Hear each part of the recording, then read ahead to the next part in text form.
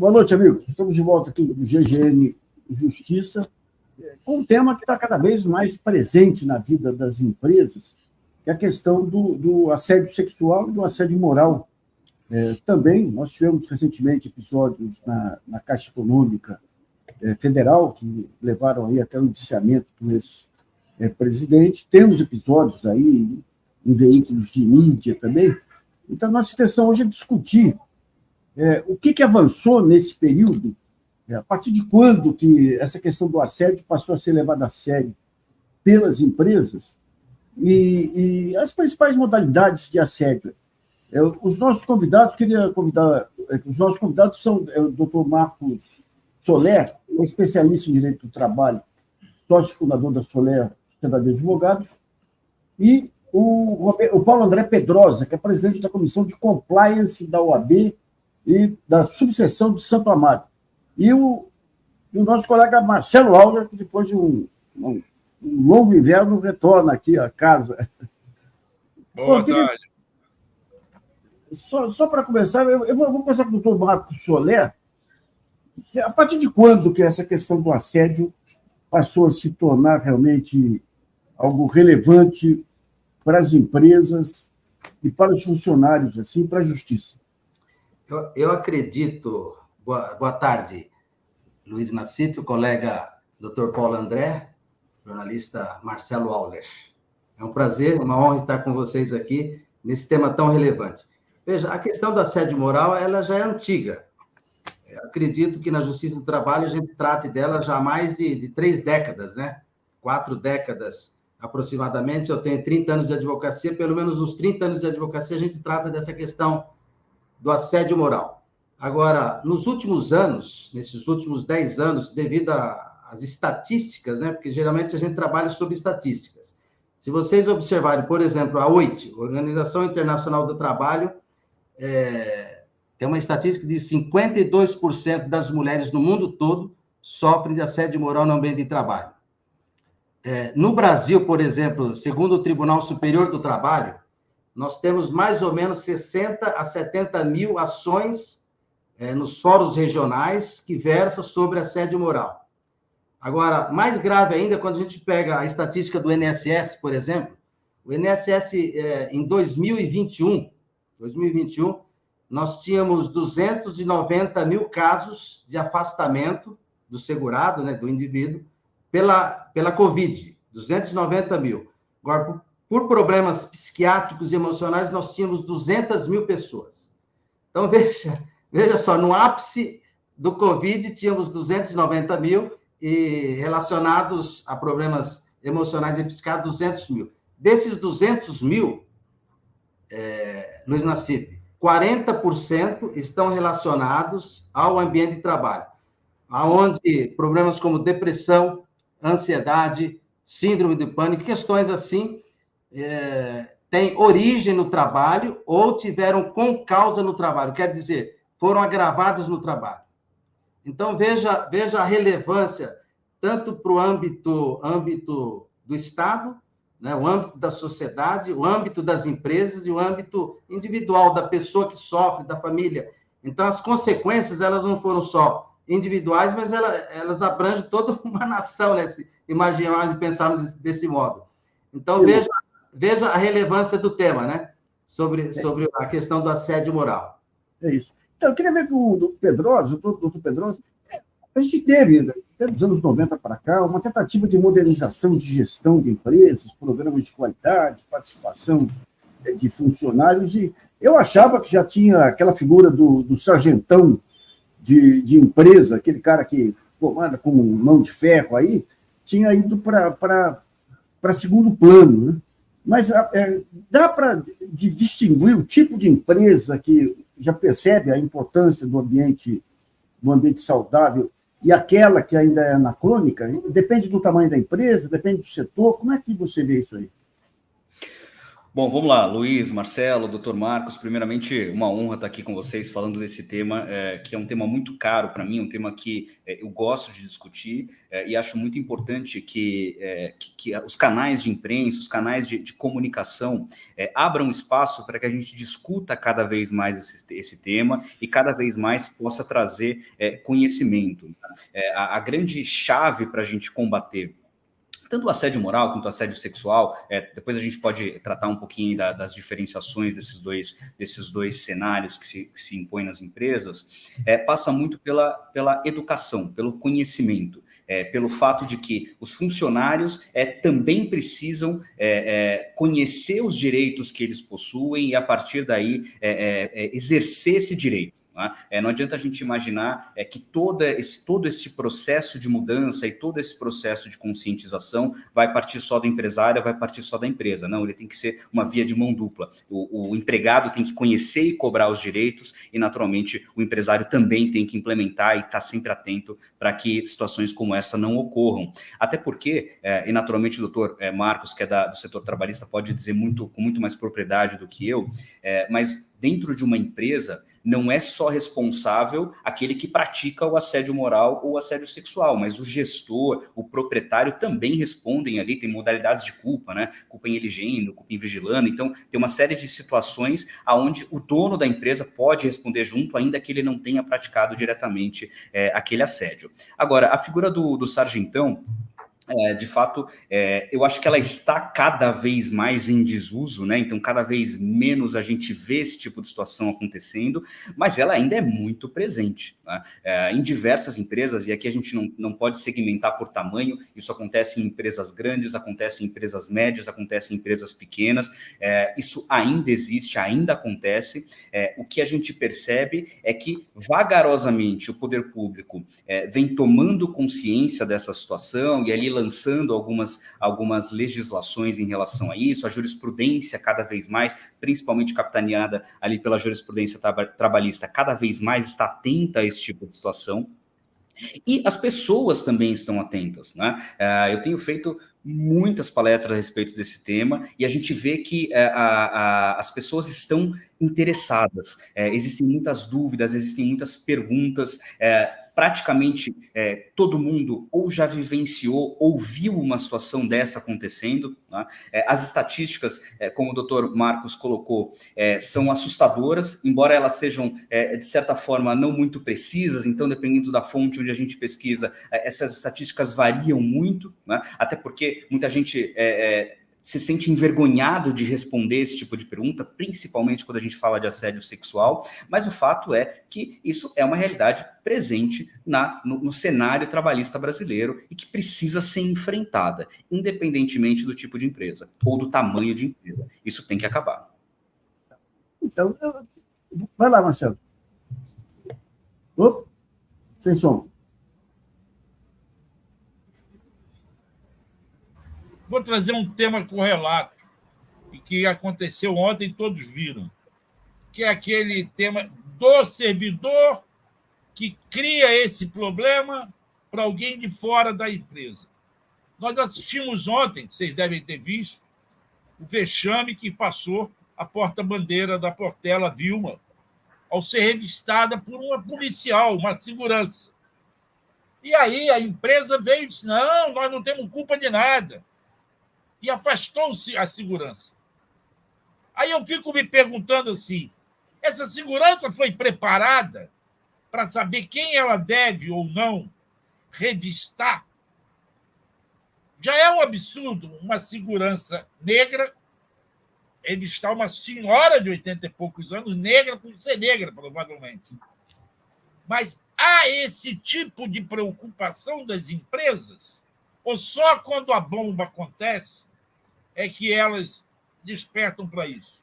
Eu posso esclarecer a pergunta anterior relacionada, porque as multinacionais elas estão mais enquadradas na lei do ano passado, né, que foi criada e que entrou em vigor agora em março, que acrescentou a CIPA, a lei 14.457/22. Eu acho que isso foi um grande avanço nas relações de trabalho entre empregado e empregador.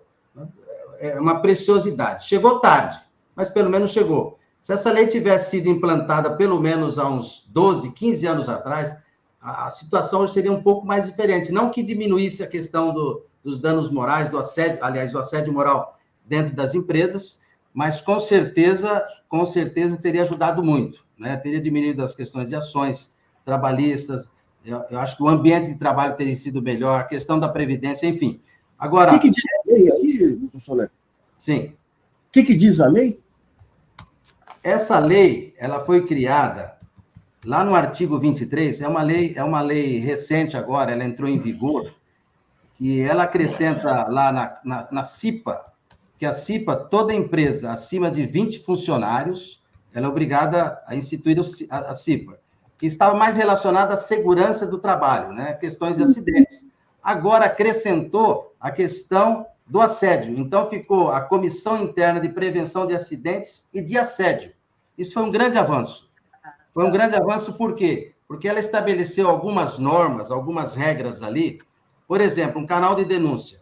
Ela criou esse canal de denúncia, então as empresas têm que se adaptar a isso agora. Todas as empresas acima de 20 funcionários, elas têm que ter um canal de denúncia. Então, veja, ela tem que contratar, por exemplo, uma empresa, eu até fiz um acróstico, né, relacionado a isso, que é o SECA. SECA.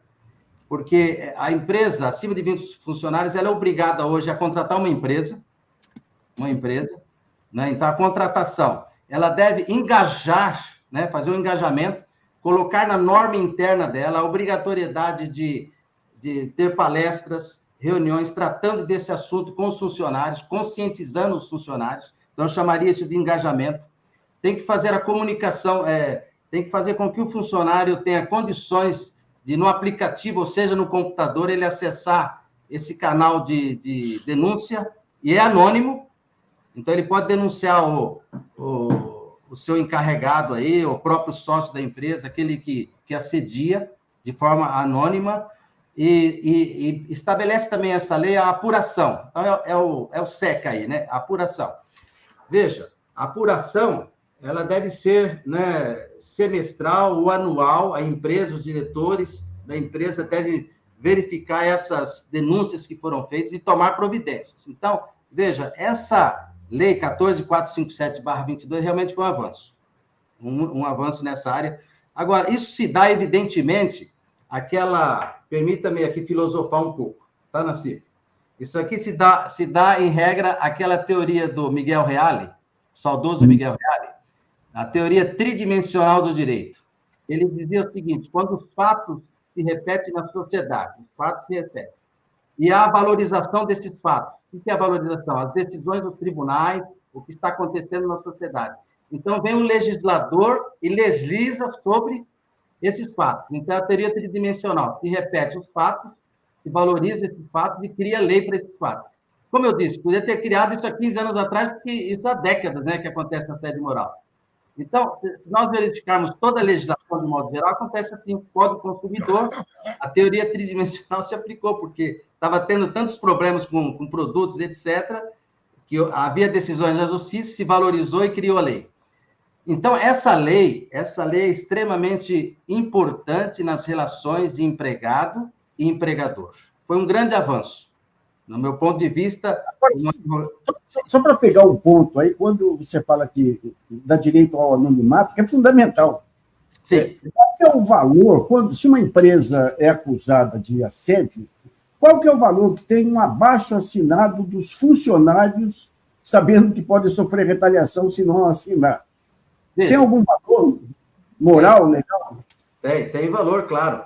Agora, se você fala no plural aí, um abaixo-assinado dos funcionários, veja só, aí está muito bem claro que o encarregado deles, né, o chefe, ou mesmo sócio, tratando-se de uma empresa pequena, né, nós vamos imaginar aqui o encarregado, alguém que responde, né, e aqui, como o doutor Paulo muito bem disse, né, seja lá que tipo de assédio ocorra na empresa, que tamanho seja essa empresa, a empresa sempre vai responsabilizar.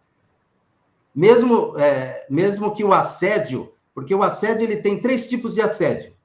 Ele pode ocorrer de forma descendente, que é aquele assédio onde o superior, né, ele maltrata o seu subordinado.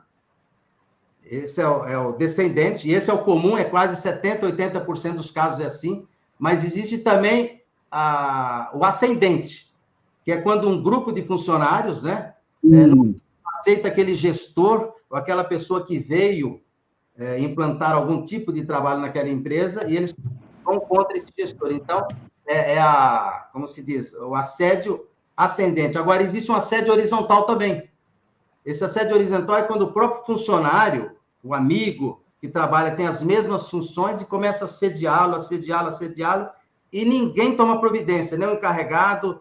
Então, a empresa também responde dessa forma. Agora, da sua pergunta, quando você fala do abaixo-assinado, considerando que são várias pessoas, claro, isso tem um valor, só ali já tem um monte de testemunhas, né? Então, veja, a empresa, isso aí pode acarretar questões de denúncia no Ministério Público do Trabalho. Não, mas o que eu digo é quando o abaixo-assinado é a favor da empresa, a favor do chefe que tem poder de demitir ou não quem assina. Ah, é ao contrário? Quando surge uma denúncia contra a empresa e no meio, depois dessa denúncia... Isso aí, olha, veja, desses 30 anos, isso é muito comum.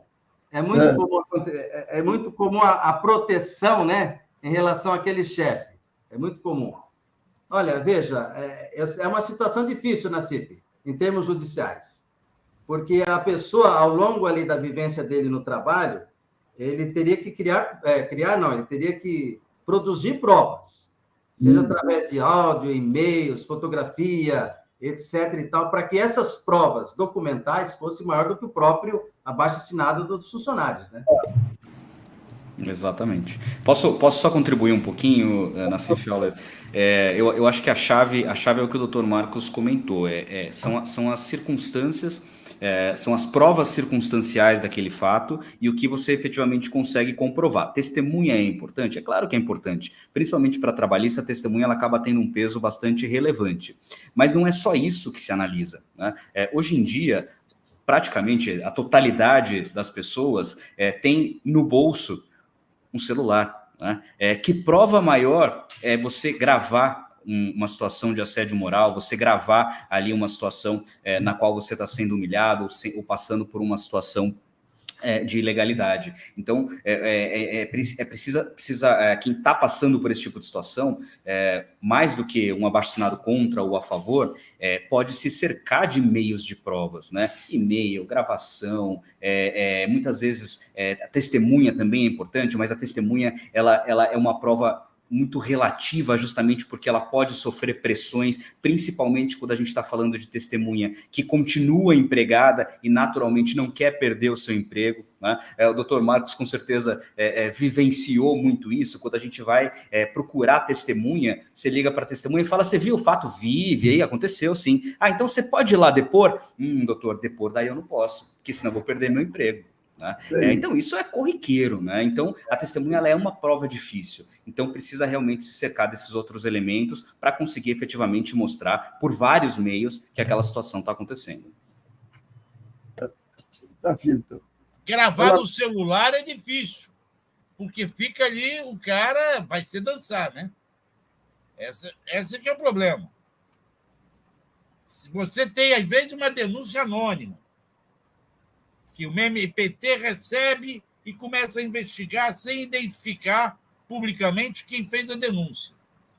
Aí fica difícil a pessoa apresentar uma prova, a não ser que ele apresente uma prova que não comprometa ela. Essa é a questão. É complicado, Marcelo, até porque tem um detalhe importante nessa questão da gravação. Eu posso utilizar a gravação da qual eu sou interlocutor, eu não posso fazer interceptação, ou seja, eu não posso deixar meu celular gravando lá, gravando conversas de terceiros. Então, tem esse problema, você acaba perdendo a anonimização. Mas, infelizmente, e eu percebo muito isso nas investigações de assédio moral, de assédio sexual, é claro que pode e deve ter essa possibilidade de ser feita uma denúncia anônima, mas quando a gente consegue identificar quem é a vítima, quem é o ofensor, quando aquilo aconteceu, tudo isso fica muito mais fácil de ser provado. Né? No Poder Judiciário, especificamente, salvo quando a gente está pensando numa ação do Ministério Público, que poderia ali agir em nome coletivo, mas o funcionário, quando ele vai processar a empresa, obviamente ele tem que aparecer, não tem jeito, né? Não tem como ser anônimo. Então ele pode fazer a denúncia anônima nos canais da empresa, mas quando ele vai judicializar, ele vai aparecer de uma forma ou de outra, então não tem muito como fugir disso, infelizmente. Agora, se a empresa com mais de 20 funcionários não tem o CIPA ou não tem... quem é que deve fiscalizar? O Ministério Público do Trabalho? Quem é que tem que é o responsável? O Ministério do Trabalho. O fiscal do trabalho, ele tem que fiscalizar. Ele, além de fiscalizar os procedimentos, né, da empresa, em termos de registro de empregado, de recolhimentos, etc., ele também fiscaliza a questão da CIPA também. Então, eu acho muito importante, a questão da fiscalização é extremamente importante no ambiente de trabalho. Agora, essa lei, Nassif, ela só teve um ponto assim que eu critico essa lei, porque ela estabelece que essa realização de ações de capacitação, de orientação, de sensibilização dos empregados, né, e dos empregadores, de todos os níveis hierárquicos, ele tem que ocorrer pelo menos uma vez por ano. Eu acho muito pouco isso. Você estabelecer cursos, palestras, a conscientização apenas uma vez por ano. Eu acho que isso tem que ser algo mais rotineiro, mais habitual dentro da empresa. Porque é óbvio que uma empresa com um ambiente saudável, ela produz muito mais, né? Claro. É verdade. Isso aí é lógico. Então, Agora, eu queria ver, porque a gente tem, além do assédio, nós temos outros tipos de abusos, de crimes contra grupos específicos ainda. Contra a mulher, é um grupo vulnerável nesses ambientes, o homossexual, o negro.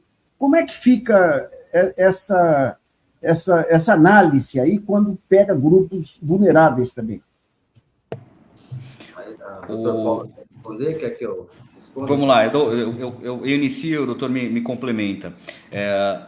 Luiz, obviamente isso acontece muito, né? Quando a gente pensa em grupos minoritários, naturalmente eles são os mais suscetíveis a passar por esse tipo de situação, e isso tem que igualmente ser denunciado, né?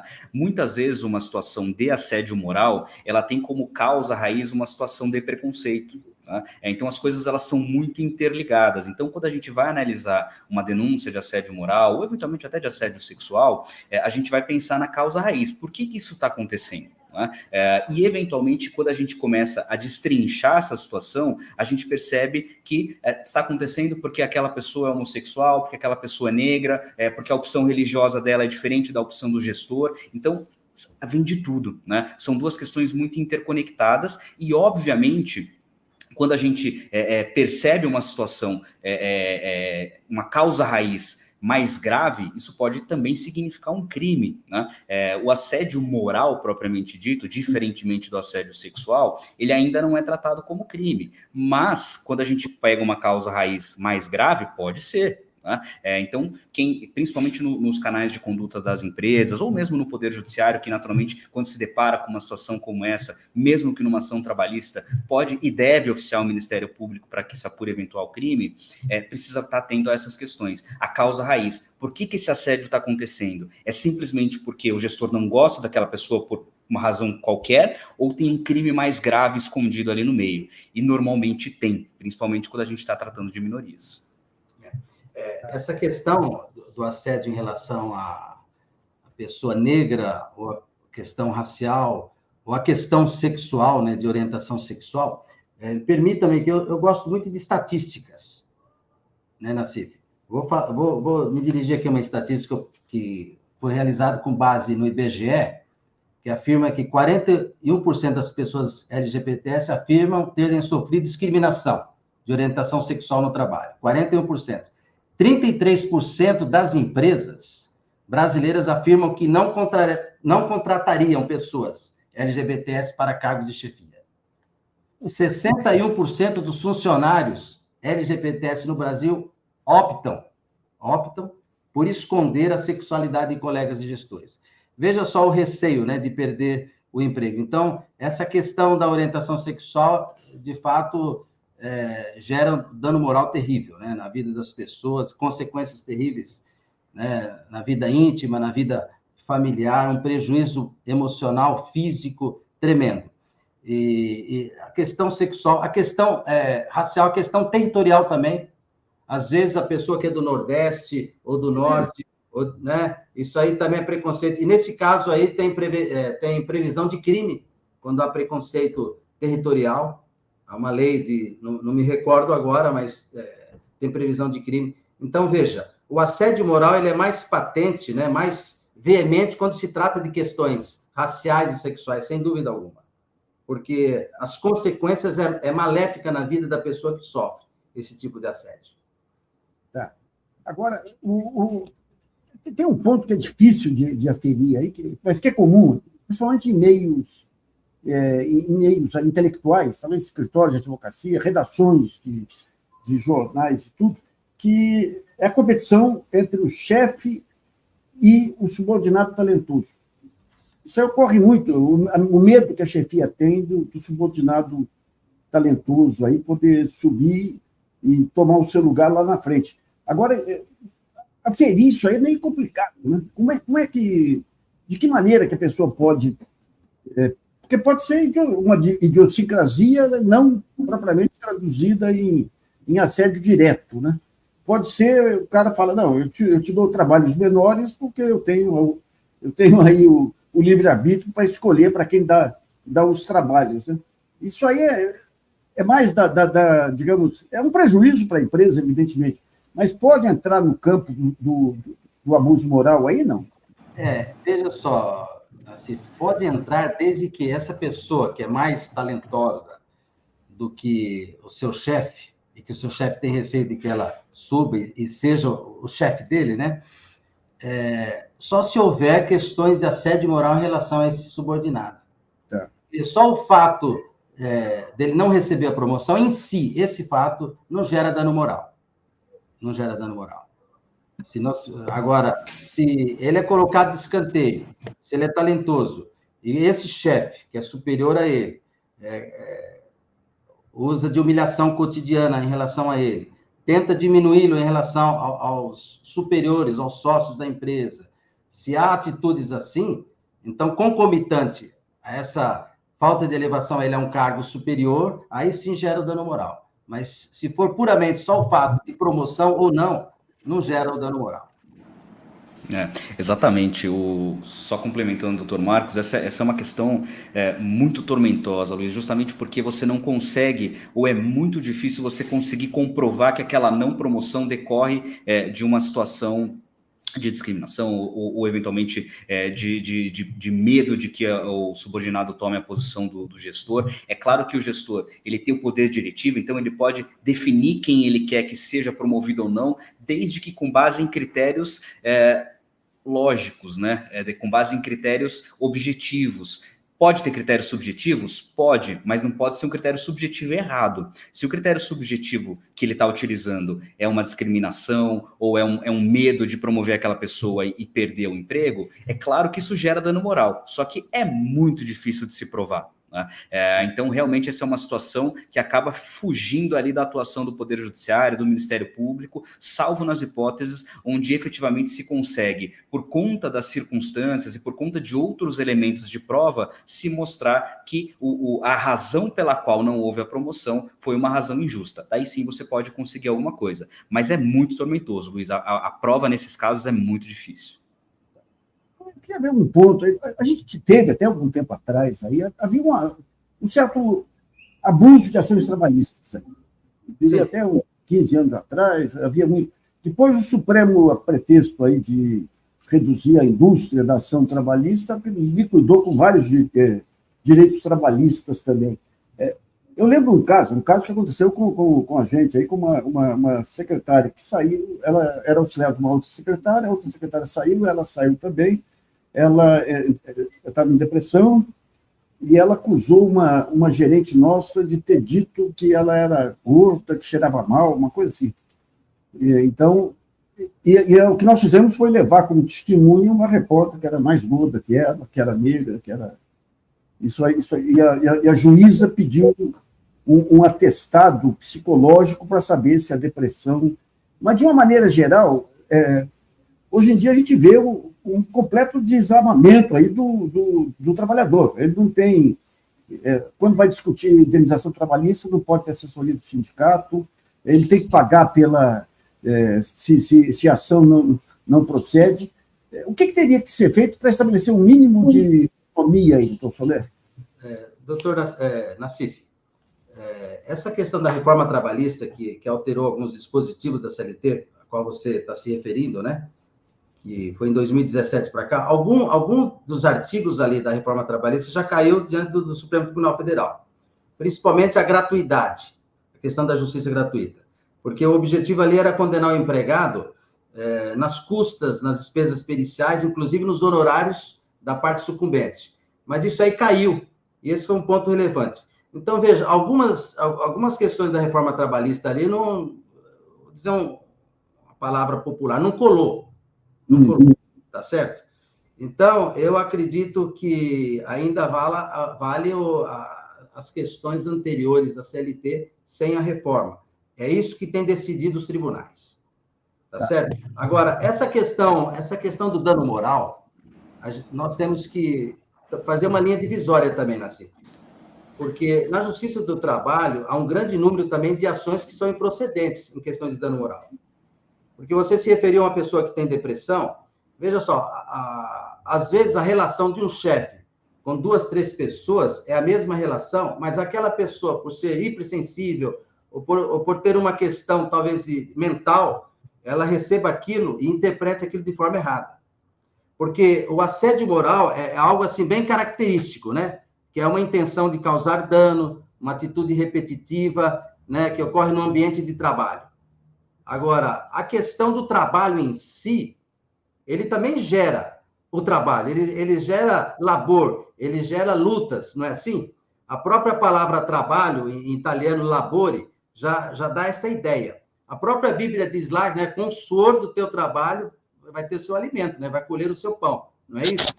Então, veja, às vezes há questões que não é danos morais, é a questão do próprio trabalho, das metas que a empresa impõe, né? E às vezes é interpretado de forma errada pelo funcionário. Eu sei que nós estamos aqui focando apenas na questão do assédio moral puro, né? Sem entrar nesse mérito. Mas a gente tem que fazer só essa reflexão, porque às vezes tem muitas decisões na Justiça do Trabalho que são improcedentes justamente por causa desse fato. As pessoas confundem o trabalho, né? A dor do trabalho, porque há uma dor no trabalho também. Sim. Há uma dor. Com o assédio moral. Tá. Eu queria ver com Pedrosa esse conflito, que eu não sei se é real ou não, entre o Supremo Tribunal Federal e o Superior Tribunal do Trabalho. Que os trabalhistas acham que o Supremo está entrando, está anulando muitas decisões. Como é que você vê esse conflito aí, Pedrosa? Essa é uma questão interessante, né, Luiz? E ela vai mudando ao longo do tempo, né? As interpretações elas vão mudando conforme a composição dos tribunais se altera. Hoje existe um pouco esse embate. Naturalmente, o Tribunal Superior do Trabalho, o TST, ele acaba, na maior parte dos temas, sendo mais pró-trabalhador, né? E o STF, em muitas situações, tem se manifestado no sentido de permitir uma abertura um pouco maior, principalmente quando a gente fala nos meios de organização do trabalho, né? Então, não necessariamente o Supremo Tribunal Federal entende que todas aquelas relações de emprego têm que ser regidas pela CLT, né? A gente está tendo algumas discussões bastante interessantes aí com relação a iFood, Uber, mesmo escritórios de advocacia que contratam ali os advogados como associados. Então, muitas vezes, essas relações, a Justiça do Trabalho entende que são seletistas, E o STF entende que não, que existe uma liberdade para se contratar de forma diferente, desde que, naturalmente, isso não implique nenhuma violação a nenhum dispositivo legal. O grande problema aqui passa pelo conceito de definir o que é justiça, né, Luiz? Antigamente se falava, olha, justiça é tratar todo mundo de forma igualitária, né?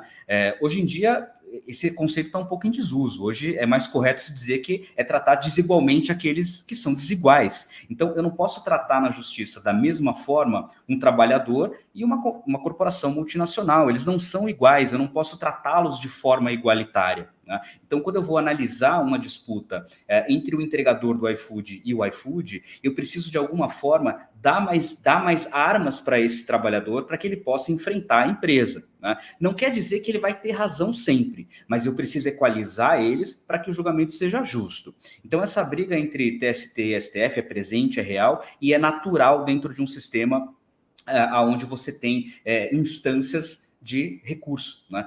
Então, é natural que uma instância discorde da outra e, naturalmente, o STF, enquanto guardião da Constituição, tem uma prevalência sobre as decisões finais. Então, é natural que aconteça esse tipo de embate, mas é sempre interessante a gente acompanhar. Hoje, me parece que existe uma tendência ali do STF realmente de dar um pouco mais de abertura para a organização dessas relações de trabalho, não necessariamente só focadas na CLT. Então, o doutor Léo gosta de estatística. Tem um ministro do Supremo que continua repetindo que o Brasil tem 95% das ações trabalhistas do mundo inteiro. Qual a sua opinião sobre a insistência, não digo nem na estatística em si, mas na insistência do ministro em se apoiar nessas estatísticas? Eu completo o que o doutor Paulo André disse. Veja só, a justiça do trabalho é o último reduto do trabalhador. Se não houvesse a justiça do trabalho, nós estaríamos aqui, né, num caos tremendo, porque a justiça do trabalho é que garante, né, ao trabalhador seus direitos. Então, quando se pleiteia na justiça direitos trabalhistas, é uma forma desse trabalhador ser realizado com aquilo que ele fez e, ao mesmo tempo, corrigir aquela empresa inadimplente. Esses são dois objetivos. Quando nós... vou dar um exemplo a vocês aqui. Havia uma empresa de transporte onde os seus funcionários trabalhavam em média 16 horas por dia. Na medida que fomos entrando com ações contra essa empresa, ao longo do tempo, ela foi corrigindo. Ela estabeleceu turnos de trabalho. Então, veja, a justiça do trabalho, de fato, vem corrigir esses problemas sociais que existem, ou esses conceitos que empresários, às vezes, têm de exploração ao trabalhador. Então, eu acredito que a justiça do trabalho, de fato, é o último reduto, e a palavra do ministro, infelizmente, é uma palavra totalmente equivocada, né? Sem contexto alguma, com todo respeito, né? Porque... Com todo respeito. Enfim. Mas essa é a grande razão, né? A justiça do trabalho, ao longo desde a criação dos direitos trabalhistas na era Vargas até hoje, trouxe segurança à sociedade, né? Porque quando o pai de família ele tem seus direitos lesados, né? E aqui no sentido amplo da palavra, não na questão só do assédio moral. Eu não sei se o Nassif vai se referir a direitos inadimplidos, por exemplo, quando se trata de horas extras, trabalho assim de jornadas absurdas, se isso também gera dano moral ou não. Mas a grande verdade é que, se não houvesse a justiça do trabalho, nós estaríamos numa situação muito mais difícil, sem dúvida alguma. Pedro, hoje em dia se tenta sair da judicialização, em muitos casos, aí, com ações cíveis. Aí. Na parte trabalhista, qual é o caminho? A intermediação de sindicatos? De que maneira que se pode reduzir o número de... Evidentemente que a melhor maneira de reduzir o número de ações trabalhistas é o respeito pelos direitos trabalhistas, né? Mas, digamos, para resolver essas pendências, como é que você vê os caminhos aí para agilizar esse processo e não cair tudo na justiça aí? Deixa eu acrescentar. E até que ponto esta negociação acabaram sendo prejudicadas com o esvaziamento dos sindicatos ao longo do tempo?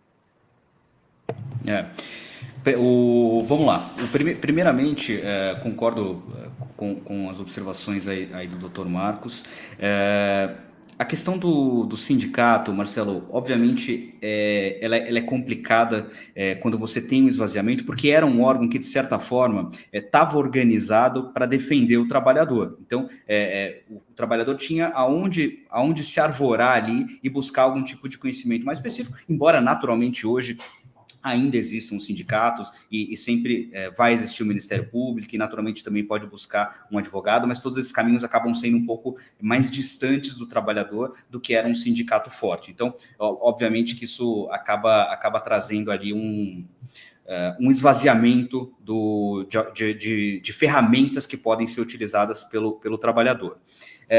Respondendo ao Luiz, é claro que sempre se busca reduzir judicialização, né?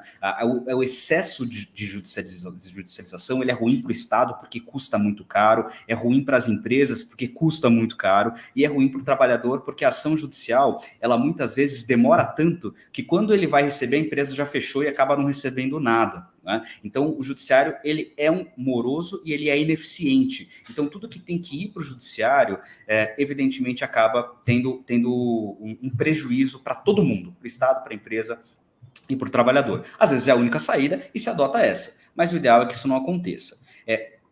Se tentou no passado algumas alternativas que não funcionaram muito bem, o Dr. Marcos deve lembrar muito das discussões referentes à arbitragem trabalhista, né? Se discutia muito isso, pode ou não pode fazer acordo na arbitragem, pode ou não pode fazer acordo trabalhista, mas em geral acaba se entendendo que esses direitos eles são indisponíveis, eles não podem ser transigidos senão através de um advogado e juiz, justamente porque o trabalhador ele é hipossuficiente. Então, quando eu permito que a empresa faça diretamente um acordo com o empregado, muito provavelmente ele vai ser prejudicado, né? Porque ele vai estar precisando do emprego, precisando do dinheiro e ele se submete a qualquer tipo de acordo. Então, as vias de resolução extrajudicial de conflitos trabalhistas são muito complexas, justamente porque se não tem um juiz, se não tem um advogado ali para proteger aquele trabalhador, ele vai estar numa posição em que ele vai ter que aceitar qualquer coisa, vai ter que aceitar alguma coisa que o prejudique. Por outro lado, Luiz, não quer dizer que tudo tenha que ser resolvido no Poder Judiciário. A gente consegue minorar um pouco dessas situações, por exemplo, e aqui trago novamente a palavra do Dr. Marcelo em relação à nova legislação do ano passado, que estabeleceu a necessidade de ter esses controles dentro da CIPA. Boa parte das empresas de médio e grande porte hoje já tem os canais de denúncia, canais de comitê de conduta e ética, que servem para que se faça denúncias em relação às situações que vêm acontecendo na empresa e, em geral, esses comitês, eles têm ali a função de verificar, de tentar resolver, de levar para o gestor da empresa que aquele problema está acontecendo. Então, vou dar um exemplo. Tem uma determinada empresa onde você tem, onde está se excedendo o número de horas extras que podem ser praticadas. Os funcionários estão sendo levados à exaustão. Isso pode, claro, virar uma ação judicial, mas também pode ser feita uma denúncia se essa empresa tiver um comitê de conduta e ética, e esse comitê vai investigar aquela situação e vai sugerir medidas para os gestores para que isso não aconteça mais. Então, hoje você tem formas e mecanismos de tentar resolver essa situação antes dela virar uma bomba e virar um processo judicial que vai se estender aí durante anos. Eu gostaria só de complementar, Nassif, em relação a essa pergunta. Ao longo dos anos, tentou-se realmente diminuir as ações trabalhistas. Por exemplo, foi criado o núcleo de conciliação, que era feito dentro do sindicato. Então, ia lá o representante, o advogado da empresa, junto com o preposto da empresa, e advogado do funcionário. E nesse núcleo, onde tinha o patronal, o representante patronal e o representante dos empregados. Um dos núcleos que bem funcionou em São Paulo foi o Sindicato do Comércio. De todos os núcleos que houveram e de que eu participei, o Sindicato do Comércio foi o mais que seguiu bem a lei e as coisas eram feitas de forma imparcial, os acordos eram discutidos ali. lembro claramente dos 2 advogados, que era patronal e empregados, que representavam os empregados. Então, o núcleo de conciliação, ele funcionou até um certo ponto. Depois parou de funcionar por quê? Começou a haver fraudes em relação a isso. Aí, concomitante a isso, tinha o tribunal arbitral, e ainda tem o tribunal arbitral, que muitas empresas levam os casos até lá, só que é uma coisa totalmente unilateral. Inclusive, as atas, às vezes, de alguns tribunais arbitrais, diz lá que o funcionário recebeu X de valor para nada mais reclamar. Maior absurdo, porque lá ele fica indefeso. Então, tanto o núcleo de conciliação e o tribunal arbitral, que foram meios para tentar diminuir as ações trabalhistas, eles foram motivos de fraude usados pela própria empresa, para burlar direitos trabalhistas, para pagar menos daquilo que o trabalhador tinha direito. Então, veja, realmente tudo vai para o judiciário, porque é no judiciário realmente que se apura ali os direitos, né, os deveres das partes ali. Agora, é claro que ao longo do tempo também o legislador veio criando, por exemplo, a terceirização, a pejotização, tudo com o objetivo, né, de tirar a figura do vínculo de emprego do trabalhador. Mas muito desses mecanismos também é usado como fraude pelo empregador. É usado como fraude. Há PJs que, na verdade, não são PJs, são verdadeiros empregados. Tem horário, tem tudo aí. Deixa eu só pegar algumas questões dos nossos espectadores. Eu quero agradecer ao Mir Flash, que ficou membro daqui. Célia Lacerda diz sobre esse tema assédio moral e sexual. Qual mulher nunca? No passado já me demiti, deixei estágios com clara indicação de continuação, não só devido às chefias, mas a colegas também, não sei dizer sobre homens. O André Luz pergunta o seguinte: a apropriação intelectual do trabalho efetuado pelo empregado pode configurar uma das facetas do assédio? O que é apropriação intelectual? É você ter uma ideia e a empresa se beneficiar da ideia, mas daí entra a questão de direito. Não é assédio, aí é uma responsabilidade trabalhista ou civil, não configura assédio nesse caso. Tá. O Caê pergunta ao Marcos o quanto a cultura escravocrata do Brasil persiste hoje. Acho que é a raiz de todos os males. Com certeza isso existe. Eu vou dar um exemplo aqui rápido. Nós tivemos vários processos contra uma grande construtora, não vou me referir a que construtora é essa, e eu lembro que foram várias ações. Esses trabalhadores, eles trabalhavam nos dutos que vinham da Bolívia, trazendo gás aqui para o Brasil. Então, eles ficavam meses após meses trabalhando em fazendas, enfim, a maioria deles soldadores. Então, eles trabalhavam a média de 16, 18 horas por dia. 16, 18 horas por dia, um absurdo. Eu lembro que um dos casos, diante da excelentíssima juíza, ela não acreditava. Ela não acreditava em mim, advogado, e nem no funcionário. Ali, sabe, já pré-julgou o processo ali, sem colher provas nenhuma, coisa absurda. Então, vocês imaginam, essa noção ainda existe, né? A pergunta desse jovem, sem dúvida, é muito apropriada, porque ainda há, nesses rincões brasileiros ainda, né, empresas que exploram quase de forma similar à escravatura, sem dúvida alguma. O Caê pergunta: o Ministério Público, acho que está se referindo ao Ministério Público do Trabalho, defende o interesse do trabalhador ou do patronato? Eu, da minha parte, eu tenho a melhor das impressões do Ministério Público do Trabalho. Agora, os senhores que estão na linha de frente aí que podem dizer melhor. Eu me somo a você. Também defendo o Ministério Público do Trabalho. Haja visto toda a campanha que eles fazem contra o trabalho análogo à escravidão. E nas eleições também, o assédio aí eleitoral também. O Ministério Público do Trabalho é um braço imenso, é um braço forte da justiça. Sem o Ministério Público do Trabalho, eu acho que a justiça do trabalho, a justiça em si, ela ficaria em parte atada, ficaria em parte presa. O Ministério Público do Trabalho é extremamente importante, em todos os aspectos, seja desde a fiscalização até a atuação da empresa em relação ao descumprimento das normas trabalhistas.